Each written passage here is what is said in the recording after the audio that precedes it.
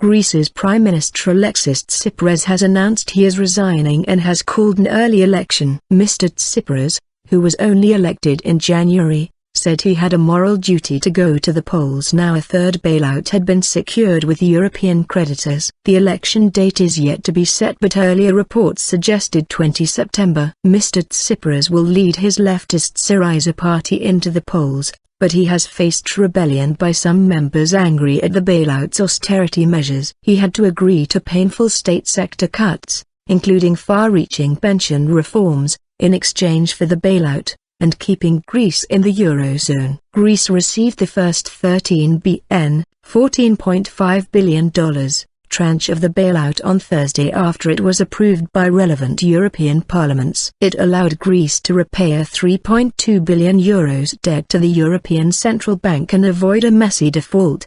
The overall bailout package is worth about 86 billion over 3 years. Lost majority. Alexis Tsipras made the announcement in a televised state address on Thursday. The political mandate of the 25 January elections has exhausted its limits and now the Greek people have to have their say, he said. Mr. Tsipras said he would seek the Greek people's approval to continue his government's program. Mr. Tsipras said Greeks would have to decide whether he had represented them courageously with the creditors. He will visit President Prokopis Pavlopoulos later in the evening to submit his resignation. Greece will then be run by a caretaker government. Reacting to the news, Martin Selmayr, European Commission President Jean-Claude Juncker's chief of staff, tweeted that swift elections in Greece can be a way to broaden support for the bailout deal. Some 43 of Syriza's 149 MPs had either opposed the bailout or abstained in last Friday's Greek parliamentary vote that approved the deal.